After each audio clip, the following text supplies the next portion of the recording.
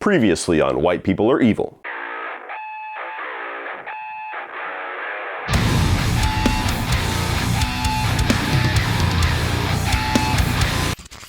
What is up, everybody? Welcome to my review of the latest Martin Scorsese piece of cinema, Killers of the Flower Moon. This has been one of the more hyped and talked about movies of this last quarter of the year, not only because the director Martin Scorsese, but because it's this 3.5-hour historical epic. And a big topic of discussion nowadays is movie lengths. Are movies getting too long? Is 3.5 hours, 3.5+ hours just ridiculous to expect people to sit there in the theater? And the conversation becomes much more about the length of the movie, as well as Martin Scorsese's comments about Marvel films, than it does the actual movie. Now, I'm somebody, admittedly, especially last year, I've been getting quite a bit fatigued with 3-hour+ movies, just because I go see movies every single weekend pretty much. It gets a bit draining, but there are some movies that absolutely earn that length. I mean, there's some of the greatest films of all time that are nearing 3 hours or just pushing over 3 hours, so you never know until you actually see it. Now, I walked into this one somewhat blind. I had seen the trailer, but the trailer only really sets up kind of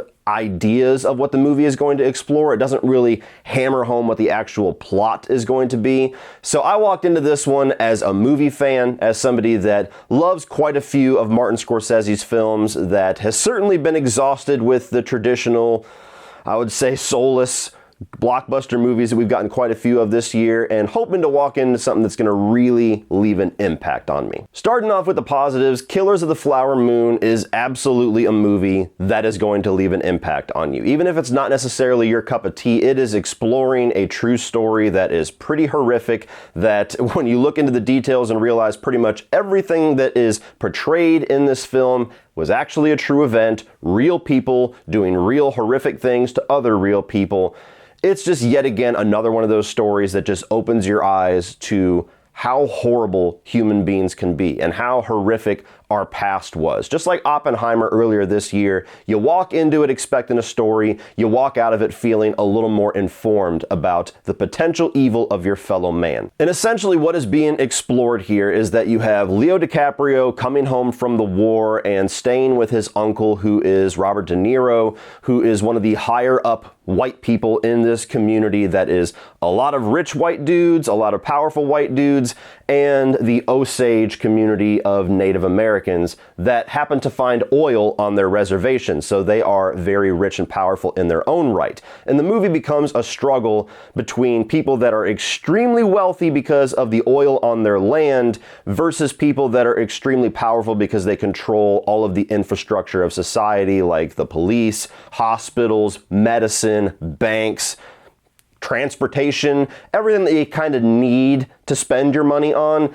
And eventually you start to get into this very nefarious plot. And Robert De Niro's character, while being somebody who is liked by everybody, and he's like almost like the town mayor in some ways, to where everybody's shaking his hand, everybody thinks that he's their best friend. But while acting like everybody's friend, Robert De Niro really just wants all of that oil money. And so he has his nephew, played by Leo DiCaprio, infiltrate into this Osage community by marrying into it, and they together start to systematically take out people and set up murders and set up situations to move around that oil money, hopefully eventually ending up in the pockets of Robert De Niro. None of that is a spoiler. That is all something that is explained and is explored in the first 20-30 minutes of this 3.5-hour film. That is literally the setup.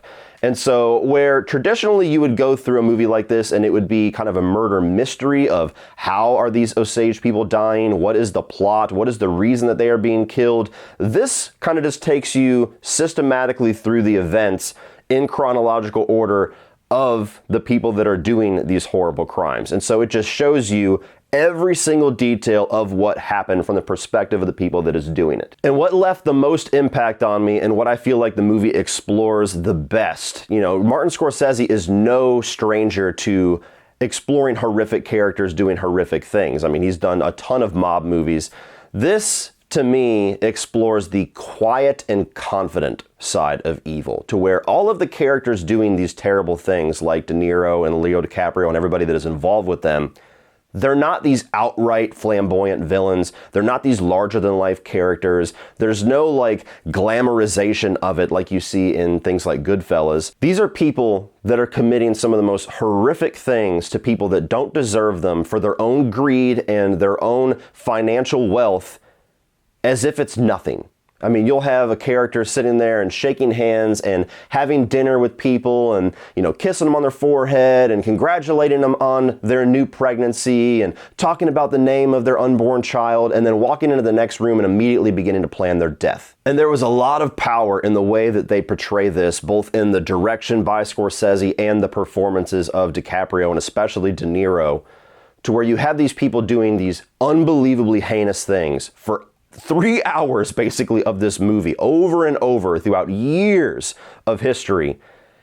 And at no point did they ever show even the smallest inkling of emotional response to it. I mean, these people, these characters, they will plan out and execute a vicious death, a vicious murder of somebody that does not deserve it, and have the same emotional response to that as if they're picking out what they're going to eat for breakfast. And it's a movie that, because of the length of it, and because it is a true story, and because they don't shy away from how horrible a lot of this stuff is, it's something that is a very emotionally taxing experience. It is a gut-wrenching film at multiple points throughout it, because you're spending the majority of this 3.5 runtime just watching characters enact these things, just watching people die, just watching murders being planned and executed, to the point where it almost gets to where you almost get exhausted, you almost get a little bit fatigued with just the downer tone of this movie.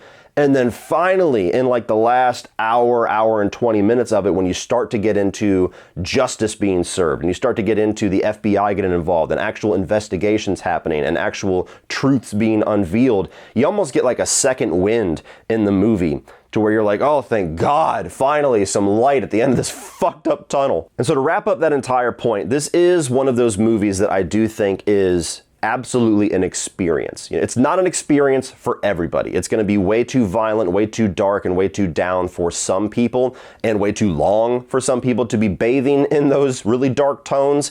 But this is one of those movie events that merits all of the hype behind it, that merits the words being thrown out like epic, that merits sitting down for 3.5 hours and experiencing this very dark piece of our history and walking away impacted by the way that they have decided to portray it to you. Now, it kind of feels like a waste of breath at this point to say that Martin Scorsese does an incredible job as a director and Leo and Robert De Niro do incredible performances. I mean, these are people that you almost expect to be at the top of their game because they usually are. But as far as the collaboration of those three people who are very regular collaborators with each other, this is among the best that I've seen them do. It's not the most rewatchable film in the world. I will get into that. It's not something that I would put above some of my favorites of Martin Scorsese's purely because of that rewatch value. But this is something where you see artists at the top of their game. Robert De Niro's character, it's a very different style of villain that you've ever seen him play. A lot of times his villainous roles are very charismatic, they're very larger than life. I mean, you can look back at other things that he's done with Scorsese, like in Goodfellas, or in Casino, or, even Raging Bull, where he's not a villain. He's always a larger than life character.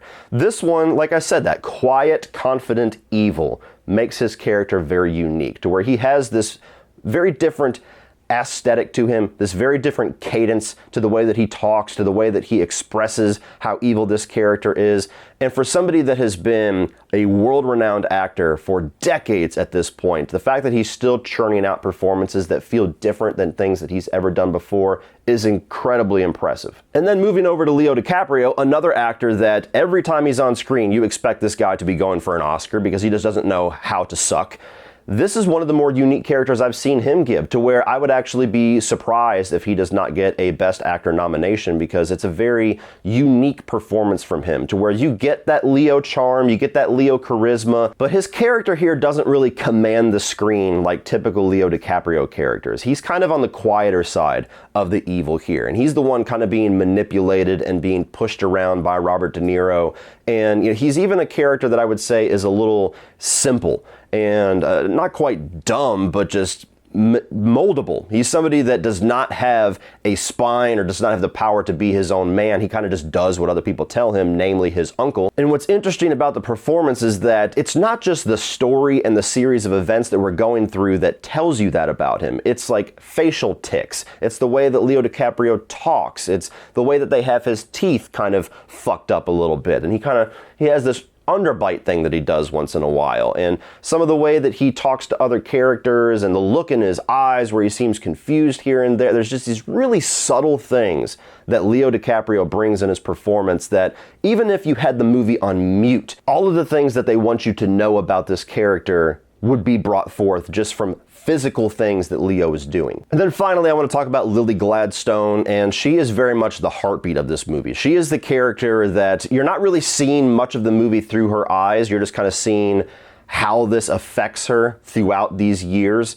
And it's much more told through the perspective of Leo DiCaprio and Robert De Niro, but she is the innocence surrounded by all of this evil. She is the one who you're really rooting for, and your stomach is getting twisted up throughout this movie as you see her see all of these people's death and endure all of this, pieces of her family being ripped apart, and seeing her get manipulated by these evil people that she thinks are her family and her loved ones, and even having her life itself challenged and having her death very much put in front of her face at numerous points. She's the one that kind of tethers you to this story and makes you sit through and push through a lot of the darkness of this in hopes that she's going to come out the other side. And again, like Leo DiCaprio, like Robert De Niro, two titans of acting, she holds her own against them in very subtle ways, because a lot of her innocence, a lot of her intellect, a lot of the ways that she's able to figure certain things out and suspect certain things and be dead on the money with the things that she suspects, it's all subtle. And it's all in her face. And just like DiCaprio, if you put this movie on mute in numerous scenes, you could tell what is going on in the interworkings of this character and what she is thinking through just by looking at the facial expressions. So I love the way that Scorsese and the actors of this movie kind of decided to go in a very subtle route and do a lot of acting and a lot of expression just through physical expression and not relying 100% on the dialogue and the story to inform everybody what's going on. Moving on to the mixed aspect, like I said, I walked into this pretty blind. I know it's based off of a book, but I've never read the book. I didn't look into the plot or the real life events this was going to be portraying. I had only seen the one trailer, and really just the names involved was enough to get me into the seat. And the way that the trailer was cut, I expected this to be more of a mystery, more of maybe a whodunit, to see all these horrific things going on and go through this journey of trying to figure out who is doing it and why they are doing it. And apparently, from what I've heard, that's exactly what the book is. The book is told either out of sequence or through a different perspective to give that very much of a mystery appeal to the story, to where you're unfolding and the people that are doing it, the reasons why, and the identities of the killers are kind of like plot reveals throughout the book that are these big gut punch moments.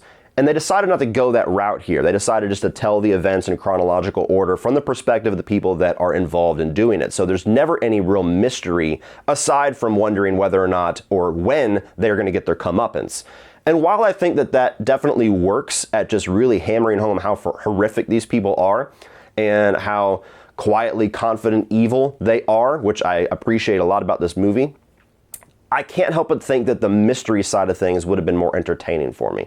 I can't help but think that unveiling certain things either out of sequence or from different perspectives and giving those reveals throughout a 3.5-hour movie might have kept the pace going a little better and might have left more of an impact to where I actually would want to rewatch this more. It's impossible to say that until I have seen that version of the film, which will never exist, but that is something that I walked away going, you know, that was good. That was really interesting. That definitely left an impact on me, but I can't help but think that the movie that the trailer was showing me might have been more my thing. Now moving on to the negatives, and I did not expect this to be as small of a negative that it actually is, but I do have to say that the length of the film is a bit of a damper, especially on the rewatch value. 3.5 hours is a big ask of most people, even hardcore movie fans. It's just biologically difficult, okay? It's just physically difficult. Committing to a movie, driving to the theater, watching the previews, sitting down, having a very limited amount of food and drink, the drink coming back to bite you after a couple of hours and having to run away to piss and missing part of the movie,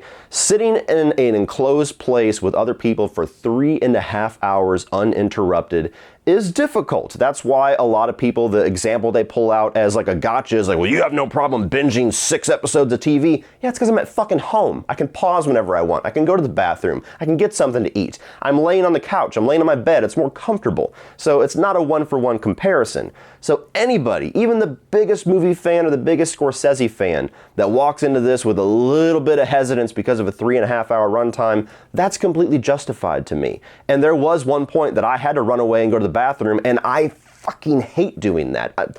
I never do that. If I see 100 movies in a year, there may be 1 or 2 movies that I will have to do that if it's an emergency. And this was. So 3.5 hour runtime without any old school things like intermissions or anything is a bit rough. And for a movie like this, that even if you have a bladder of steel, that is putting you through just really dark and wretched events and just a very evil tone, and you're just seeing these atrocities committed over and over and over again for well over 2 hours of the film with no justice in sight, it's mentally and emotionally taxing. And so it is a movie that hammers home its point because of the runtime, but it's also going to test people and it's going to turn certain people off because of its runtime. And while I can't call out specific scenes or specific sequences that could have been cut out or could have been trimmed, I would say the first 30 to 45 minutes of the movie, there was a number of things in the setup that probably could have been tightened up a bit more to get to the point a little quicker. You're about an hour into the movie before you really start to understand where things are going to go, especially if you walk in blind like me. After that, pretty much every event feels like it merits being seen, it merits being a part of the runtime, but at the end of the day, 3.5 hours, it's a lot. The only other negatives that I have are pretty small. There is a number of scenes, 2 or 3 of them, to where you'll have like a scene going on and people talking, and then the visual will switch over while the dialogue is still going, and it'll show somebody being murdered.